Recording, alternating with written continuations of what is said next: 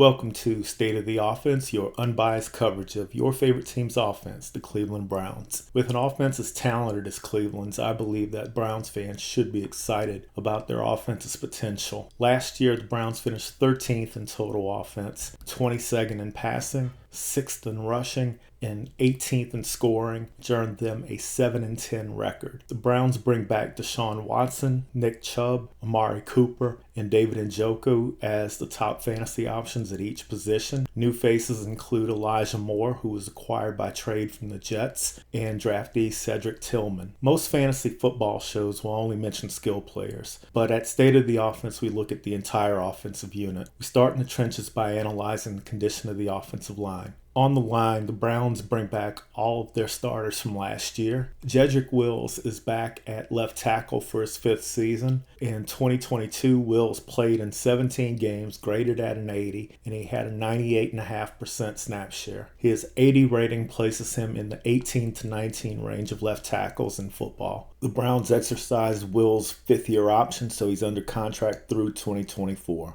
Left guard Joel Bitonio is a 5-time All-Pro entering his 10th season with Cleveland. Last year he played all 17 games, 100% of the snaps, and graded at a 93. Bitonio was tied with Indianapolis's Quentin Nelson as the best left guard in the NFL. The Browns have Bitonio under contract through 2025. Ethan Pocic is back in Cleveland for his 2nd season with the team. He played in 13 games last year, grading at a 73, and he's under contract through the 2025 season. Pocic rated in the 18 to 21 range of starting centers. Right guard Wyatt Teller returns for his 5th season with the team. Teller is a 2-time All-Pro, and he played in 15 games last year, but he also had limited snaps in 2 of those 15. He was the Browns' 2nd best offensive lineman behind Joel Bitonio. He graded at an 87, which tied him for the 3rd best right guard in football with Brandon Sheriff of Jacksonville. Teller is also under contract through 2025. Jack Conklin rounds out the starting 5 at right tackle. Conklin is a 2-time All-Pro like teammates Joel Bitonio and Wyatt Teller. Conklin played in 14 games last season and graded at an 81. His 81 made him the number 9 right tackle in the league. He is under contract through 2026. The Cleveland offensive line is as accomplished as any group in the NFL.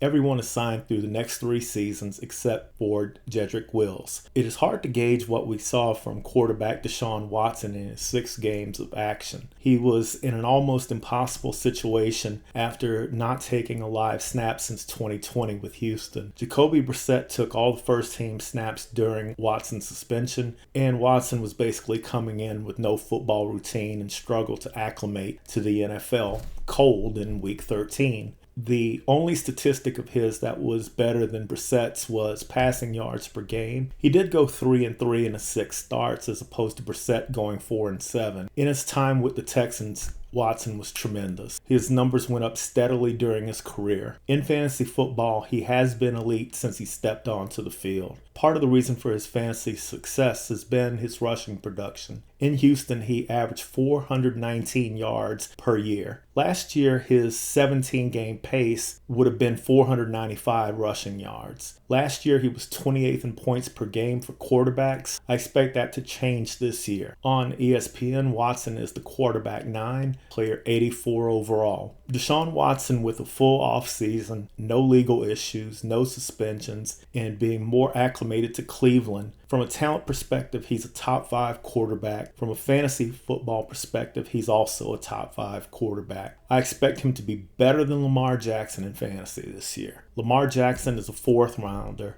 Getting Watson at the end of the 7th round is stealing. Part of the reason I think Watson will be good this year is the wide receiver core in Cleveland. The 3 projected starters are all proven NFL starters. In his last season in Houston, Watson threw 4,823 yards. Brandon Cooks was his only 1,000-yard receiver, and many of his wide receivers missed time. 11 players had over 200 yards receiving in Houston in 2020. Last year, the Browns only had 7 guys with 200 yards or more. Amari Cooper had as good a season as he's ever had in Cleveland last year. This guy has been around a long time, and his 9th season was one of his best. In fantasy, he was the wide receiver 12 in total points and wide receiver 21 in average points per game. He is getting drafted as the wide receiver 19 now, as the 54th player taken. A 5th round price on a proven guy like Cooper with a quarterback who should have a really good year is a good deal. Donovan Peoples-Jones had a nice breakout as the Browns' number 2 wide receiver last year. He had career highs across the board. Peoples-Jones was the wide receiver 37 in total points and wide receiver 50 in points per game. He is the wide receiver 73 in draft position. Part of the reason that Peoples-Jones is not valued up to his production from last year is the addition of former Jet Elijah Moore. Moore was the 34th overall pick in the draft in 2021. He had a decent rookie year. He averaged 7 targets a game, scored 5 touchdowns, and had over 500 yards. But last year, everything went wrong for him. He was down to only 4 targets a game. He was under 500 yards, and he only had 1 touchdown. He had conflicts with the staff and management in New York. He is less experienced and less accomplished than Donovan Peoples-Jones. It will be interesting to see who the number 2 will be in the pecking order after Amari Cooper. Neither is worth drafting at this point, but if Watson has a big year, both may end up on your fantasy roster. I would wait to see if one of them breaks out in week 1 and maybe go for that guy on waivers if he's available and I need the wide receiver depth. Tight end David Njoku reemerged in 2022 after 3 mediocre seasons in a row. He was the tight end 10 in total points and 7th in average. He is currently the tight end 10 drafted at position 93. This makes Njoku an 8th round pick. I don't like taking tight ends in the middle of the draft. There's usually better value at quarterback and wide receiver at that point of draft. Plus, I like going for the elite guys at the tight end position earlier. You can get someone who will produce almost as much as Njoku, like a Tyler Higbee in the 11th round or a Greg Dulcich in the 14th round. The dynamic duo Nick Chubb and Kareem Hunt appears to be over now that Hunt is still unsigned. Chubb was great again last year. He had over 5 yards per carry, 12 touchdowns, 1,525 yards. The only mark against him in fantasy football is that he's not a prolific pass catcher. Well, neither is Derrick Henry, but they're both elite running backs. Chubb was the running back 5 in total points and the running back 7 in average. He is the running back 8 right now on draft boards, getting picked at the number 19 overall slot, which would put him in the mid-second round. I think that Jerome Ford is a talented player, but I'm not sure if he's going to get the kind of action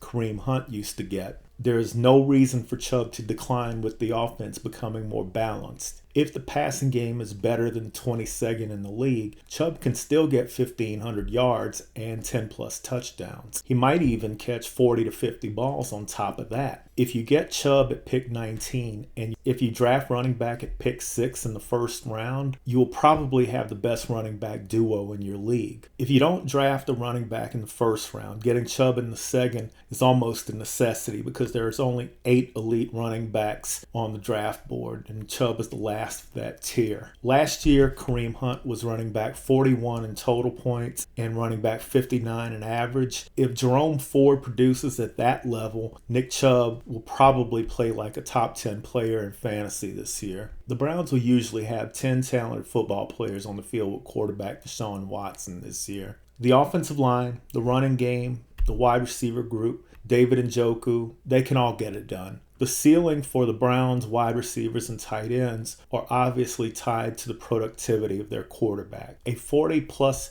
passing touchdown year or a 4,500-yard season is not out of the question for Deshaun Watson. If he does this, the Browns will be loaded with guys that you want on your team. Outside of Watson, I trust Nick Chubb as much as any player in the NFL. Amari Cooper is actually a little underrated at this point of his career. The other wide receivers like Donovan Peoples-Jones and Elijah Moore and a lot of the young guys, I'm not sure about yet, and it's probably wise for you to take a wait-and-see approach. The Browns have a high-quality roster across the board. They invested so much into the quarterback position to acquire Watson. If he plays like he has for the other 90% of his career, the Browns will compete for the AFC North title. If he's just okay, the defense and the running game should still be good enough for the Browns to compete for a winning season. If you like today's coverage of the Cleveland Browns, please hit the like button and subscribe to the channel.